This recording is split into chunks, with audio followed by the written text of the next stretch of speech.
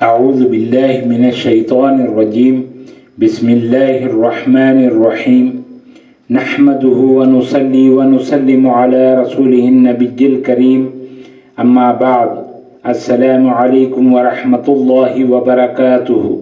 معزز ناظرین و سامعین اکرام، آپ دیکھ رہے ہیں ہمارے چینل فیضان اسماء حسنہ کو۔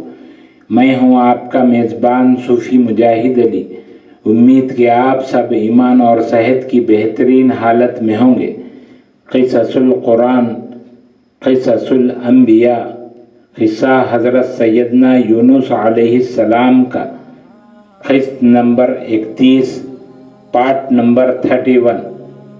محترم ناظرین گرامی، آج ہم جس ہستی کو سرنامہ کلام بنا رہے ہیں انہیں حضرت سیدنا یونس علیہ السلام کے نام سے یاد کیا جاتا ہے۔ ارشاد باری تعالی ہے، فَاقْصُصِ الْقَصَصَ لَعَلَّهُمْ يَتَفَكَّرُونَ۔ محبوب مکرم، ان پر یہ واقعہ بیان فرمائیے تاکہ وہ غور و فکر کریں۔ سورۃ الاعراف، آیت نمبر 176، 176۔ انبیاء علیہ السلام کے قصص بیان کرنے کی اہم وجہ یہ بھی ہے کہ حدیث مبارک ہے، ذکر الانبیاء من عبادہ، انبیاء علیہ السلام کا ذکر بھی عبادت ہے۔ قرآن کریم اور احادیث سے ہمیں پتہ چلتا ہے کہ انبیاء علیہ السلام کے قصص بیان کرنا سنت اللہ بھی ہے اور سنت رسول اللہ بھی ہے۔ سورہ غافر کی آیت سے ہمیں معلوم ہوا کہ اللہ تعالیٰ نے سارے انبیاء و رسل کے قصے بیان نہیں کیے۔ قرآن مجید میں صرف 25 انبیاء و رسل کا ذکر آیا ہے۔ آپ کے سامنے یہ قصص بیان کرنے کا اہم مقصد یہ بھی ہے کہ اللہ و رسول مکرم کی سنت بھی ادا ہو رہی ہے اور عبادت بھی۔ اللہ تعالیٰ اسے اپنی بارگاہ میں قبول فرمائے، آمین یا رب العالمین۔ محترم ناظرین و سامعین اکرام، جیسا کہ آپ جانتے ہیں آج اسلام کے دشمن امت مسلمہ بالخصوص ہماری نوجوان نسل کو اپنے طریقہ کار کے ذریعے دین سے دور کر رہے ہیں، غیر اخلاقی، فحش اور بے دینی کا مواد عام کر رہے ہیں۔ تو آئیے ہم سب مل کر اللہ اور رسول مکرم صلی اللہ علیہ وآلہ وسلم کی باتوں کو لوگوں تک پھیلاتے ہیں۔ آپ سب ہمارا ساتھ دیں۔ ہم اس دنیا سے چلے بھی جائیں تو یہ علم باقی رہے گا اور انشاءاللہ العزیز بہت سارے نوجوانوں کی ہدایت کا ذریعہ بنتا رہے گا، اور اس کے نور سے ہماری قبر بھی روشن رہے گی اور ہمیشہ اس کا اجر ملتا رہے گا۔ اللہ تعالی ہم تمام کا خاتمہ ایمان کے ساتھ بالخیر فرمائے، آمین یا رب العالمین۔ اب ہم آتے ہیں قصہ حضرت سیدنا یونس علیہ السلام کی طرف۔ حضرت یونس علیہ السلام ایک عظیم و کریم نبی و رسول تھے۔ اللہ تعالیٰ نے آپ کے اسم مبارک سے قرآن مجید میں ایک سورہ یونس نازل فرمائی ہے۔ آپ علیہ السلام کا قصہ قرآن مجید میں ایک انوکھا قصہ ہے۔ آپ کے والد کا نام متا تھا۔ آپ حضرت سیدنا ابراہیم خلیل اللہ علیہ السلام کی نسل سے ہیں۔ آپ علیہ السلام کا ایک اور نام ذوالنون، نون یعنی مچھلی والے۔ حضرت یونس علیہ السلام کو صاحب الحوت بھی کہا جاتا ہے۔ حضرت یونس علیہ السلام اولو العزم انبیاء کرام سے تھے۔ آپ علیہ السلام کو نینوہ ارض عراق میں آپ کی بستی موصل کے بالمقابل تھی اور دریائے دجلہ کے قریب تھی۔ حضرت یونس علیہ السلام جس بستی کی طرف نبی مبعوث کر کے انہیں بھیجا گیا تھا، اس بستی کی آبادی 1,00,000 سے زائد، علماء نے 1,20,000 بتائی ہے۔ یہ سب کے سب کفر پر تھے۔ حضرت یونس علیہ السلام نے اپنی قوم کو بہت سمجھایا مگر وہ راہ راست پر نہیں آئی۔ تو حضرت یونس علیہ السلام نے قوم سے فرمایا تم پر 3 دن میں عذاب خداوندی آئے گا۔ یہ کہہ کر حضرت یونس علیہ السلام قوم سے غصہ ہو کر چلے گئے۔ حضرت یونس علیہ السلام بحیرہ روم کے پاس آئے اور سمندر کے کنارے لوگوں کے ساتھ کشتی میں سوار ہو گئے۔ سمندر میں طوفان آیا۔ کشتی کے لوگوں نے سمجھا کہ کوئی اپنے مالک کو چھوڑ کر آیا ہے۔ پھر حضرت یونس علیہ السلام سمندر میں ڈال دیے گئے۔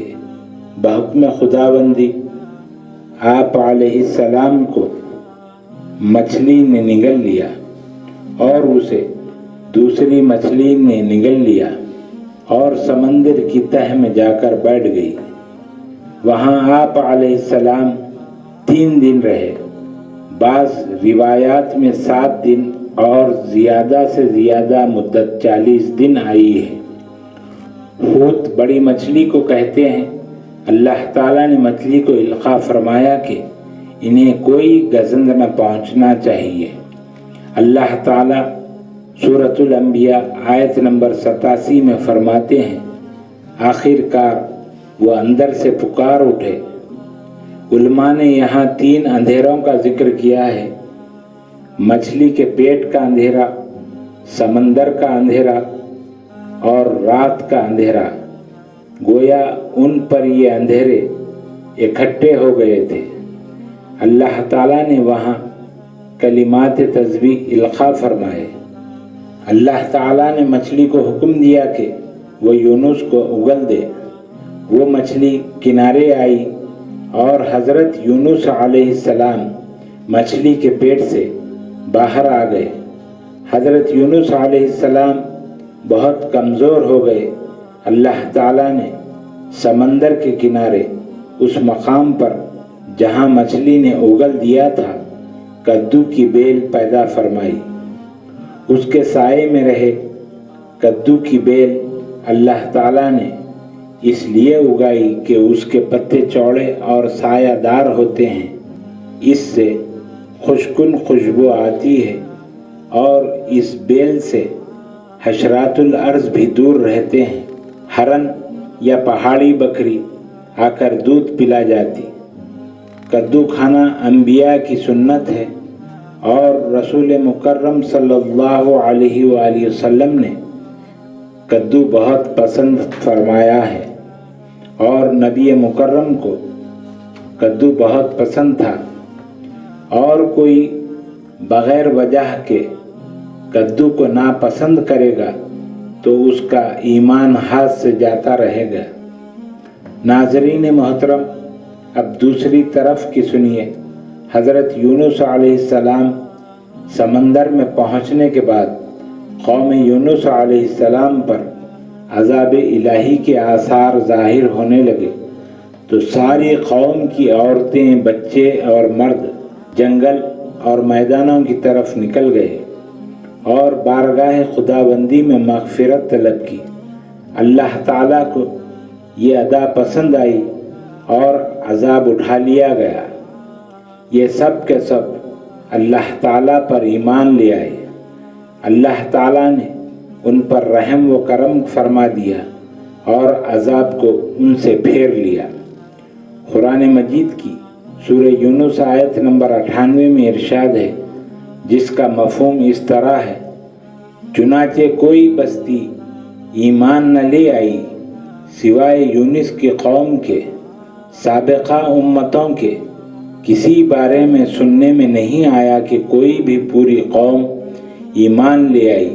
تمام بستیوں اور قوموں میں ایک بھی بستی یا قوم ایسی نہیں تھی جس طرح حضرت یونس علیہ السلام کے قوم کے لوگ۔ علامہ ابن کثیر و دیگر مفسرین سورہ یونس کی آیت نمبر 98 کے ذیل میں فرماتے ہیں، اس آیت شریفہ کا مفہوم یہ ہے کہ کسی ادوار میں کسی بستی کے تمام باشندے کسی نبی پر کبھی ایمان نہیں لائے، یا تو سب نے کفر کیا یا پھر اکثر نے کفر کیا۔ حضرت یونس علیہ السلام کی قوم وہ واحد ایسی قوم ہے جو تمام کی تمام عذاب الہی کے آثار دیکھ کر تمام قوم ایمان لے آئی۔ سابقہ ادوار میں جتنی بھی قومیں گزری ہیں ان میں اکثر تو کفار رہے یا تو منافق، لیکن صرف حضرت یونس علیہ السلام کی قوم کے لوگ وہ پہلے سب کے سب کافر تھے اور پھر سب کے سب ایمان لے آئے۔ یہ اللہ تعالیٰ کے عجائبات میں سے ہے اور اس کی قدرت اور رحمت کی نشانیوں میں سے ہے۔ ناظرین محترم و سامعین گرامی، حضرت یونس علیہ السلام کے قوم سے ناراض ہو کر چلے جانے سے خارجی علماء سو نے لکھا ہے کہ اس سے انبیاء سے گناہ کے سرزد ہونے کا جواز نکلتا ہے، معاذ اللہ۔ اور بطور دلیل آیت کریمہ لا الہ الا انت سبحانک انی کنت من الظالمین پیش کرتے ہیں۔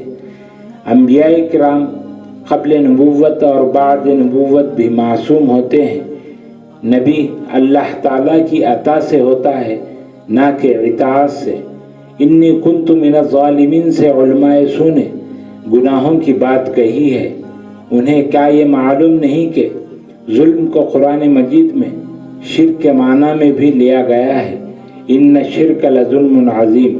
تو کیا نعوذ باللہ حضرت یونس علیہ السلام ظالم سے گناہگار اور پھر مشرک ہو گئے تھے؟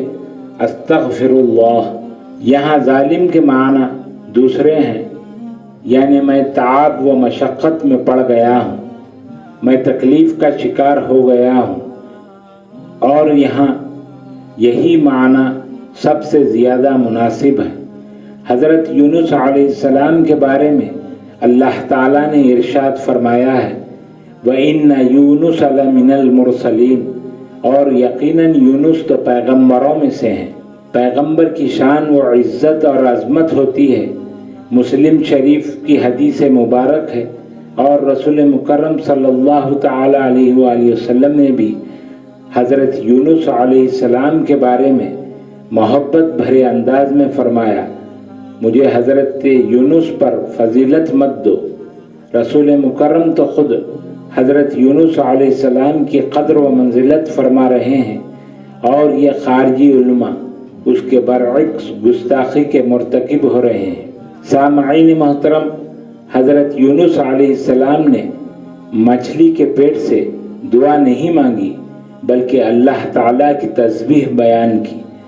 حضرت یونس علیہ السلام نے جو تسبیح بیان کی، امام احمد بن حنبل، امام ترمذی اور امام نسائی اور دیگر محدثین فرماتے ہیں اور یہ حدیث نقل کرتے ہیں، وہ دعا جو انہوں نے مچھلی کے پیٹ میں مانگی تھی وہ یہی ہے، جو بھی مسلمان یہ دعا کو اپنی کسی حاجت میں مانگے گا، اللہ تعالیٰ اس کی دعا کو ضرور قبول فرمائے گا۔ یہ دعائے مستجاب ہے۔ اللہ تعالیٰ سورۃ الانبیاء آیت نمبر 88 میں فرماتے ہیں، اور اسی طرح ہم مومنین کو غم سے نجات عطا فرماتے ہیں۔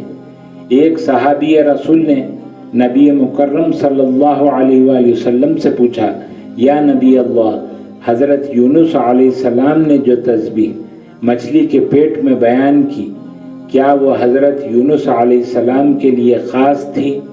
تو حضور نبی کریم صلی اللہ علیہ وآلہ وسلم نے فرمایا، یونس علیہ السلام کے لیے خاص تھی اور سب اہل ایمان کے لیے عام ہے۔ جو بھی اس تسبیح کو پڑھے گا اللہ تعالیٰ اسے رنج و غم سے نجات دے گا۔ اللہ تعالیٰ ہم تمام کو حضرت یونس علیہ السلام کے فیوض و برکات سے مالا مال فرمائے، آمین یا رب العالمین۔ خواتین و حضرات، مزید ویڈیوز دیکھنے کے لیے چینل کو سبسکرائب کریں اور ساتھ ہی لگی ہوئی گھنٹی کے بٹن کو بھی دبا دیں تاکہ ہر آنے والی نئی ویڈیو آپ تک بآسانی پہنچ جائے۔ ویڈیو کو ضرور شیئر اور لائک کریں۔ ہمارے چینل کو آپ یوٹیوب کے علاوہ فیس بک، انسٹاگرام، ٹویٹر اور ہماری ویب سائٹ فیضاناسماء-الحسنی.com پر بھی دیکھ سکتے ہیں۔ اللہ تعالی ہم سب کا حامی و ناصر ہو۔ السلام علیکم ورحمۃ اللہ وبرکاتہ۔